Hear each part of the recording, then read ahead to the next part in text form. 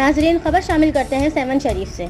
महान सईदाबाद में पीएस जोही के गांव सबड़ खान शोरो के रवासियों ने बाअसर आदमी यूसुफ शोरो, नजीर शोरो, अजीजुल्लाह शोरो के खिलाफ शोरा बिरादरी के गुलाम Shabbir sorrow, Ghulam Qadir sorrow, Asghar sorrow की सरबराही में महान सईदाबाद प्रेस क्लब में एहतजाजी मुजाहरा किया।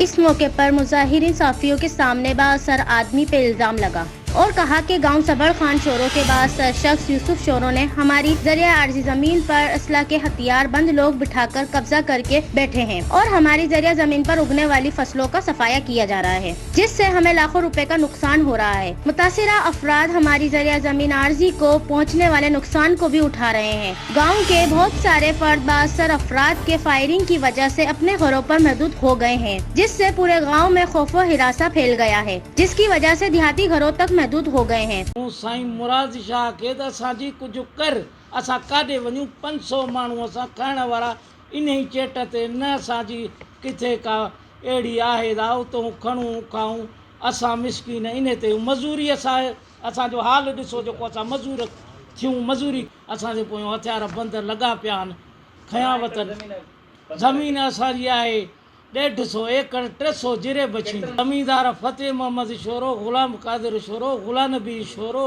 असांजी टिनि माण्हुनि जी ज़मीन आहे त जीअं में यासर शोरो उन जी बि ज़मीन आहे, असां सां गॾु सभु ज़मीन बंदि लॻी पई आहे। हाणे हींअर चेट जी मौसम आहे, असां मिसकीन किॾे वञूं, काॾे कंहिंखे जेके मोल हा उन्हनि वेही बयान ॾिना त असांखे पंहिंजा मारे या माइट हुननि जो वहिंवार हुन वॾो पोइ हो पंहिंजो मारे हलिया विया। हाणे अचे ॻोठ वारा फथा आहिनि, हुनजो नालो मुंहिंजे ॿिनि छोकिरे हिकिड़े जो नालो ॾिनऊं। 9 ॾींहं उते पूरा जेल में हो, पोइ आख़िर छॾायूं। अबा वरी ॿिए जो नालो ॾिनऊं, चऊं त जा क़ुरान खणी आ, जा असांखे वहिंवार ॾे, लख भर मुंहिंजो उहो नाठी आहे, उन खे वरी FR में खून जे FR में वरी ॾेई छॾियऊं। हाणे असां वञूं काॾे, जॾहिं चओ तॾहिं वञूं। ऐं असांखे ॿुधाए थो शाम जो अचे रोड ते अचे 2-3 फेर कयो वञनि असांजे ॻोठ जे अॻियां। हिननि जो ट्रैक्टर वहे थो, असांजा बंदि आहिनि, जेको जमाली आहे, का बि शइ आहे, केरु बि आहे मलहू जो आहे, उन जा ट्रैक्टर आहिनि, वञी थो उन्हनि खे झले अचे। जेको असां सां गॾिजे थो उन्हनि खे झले थो त बाबा हिन सां न गॾिजो, मां हिननि खे मारींदुसि। सो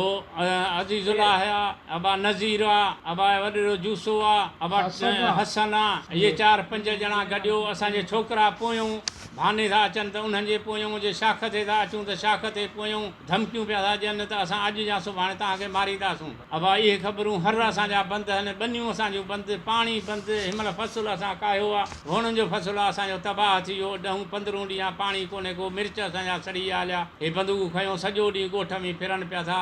लोफर असांजे ॻोठ में आणे थो, जेको अचे थो टोपी निरड़ ते आहे, बंदूकूं राइफल किलेशन खयूं, असांजो फिरियो पिए थो। सो असांजो ख़ुदा ॾे निहारियो, असांजो कातदार कयो, ज़मीन ते कब्ज़ो कयो वेठो आहे, हर वण नथो छॾे। जबकि एक दिन कबल बाअसर बंदूक बिरादरों ने हमारे नौजवान असगर शोरो को एक मौलिक धमकी दी थी, जिसकी रिपोर्ट बान थाने पर भी दर्ज की गई है। जबकि जोही के पुलिस पर भी इसका असर हुआ है। जोही पुलिस ने मामला उठाने से इनकार कर दिया और SSP दादू से राब्ता करके अफसोस का इजहार किया कि हम इस मकाम पर गरीबों के साथ इंसाफ नहीं कर सकते हैं। जरिया एराजी पर कब्जा खत्म नहीं हो सका, जो हमने गरीब देहातियों के साथ नाइंसाफी की है। ये वजीर आला सिंध सैयद मुराद अली शाह SSP दादू फर्रुख रजा जामशोरों से मुतालबा किया कि गांव सबड़ खान शोरो के जरिया जमीन एराजी पर कब्जा खत्म किया जाए और यूसुफ शोरो, नजीर शोरो और इनके छुपे हुए इस्लाह अफराद को फौरी तौर पर गिरफ्तार किया जाए और हमें इंसाफ फराम किया जाए। बसूरत दीगर हम एहतजाज को वसी करेंगे।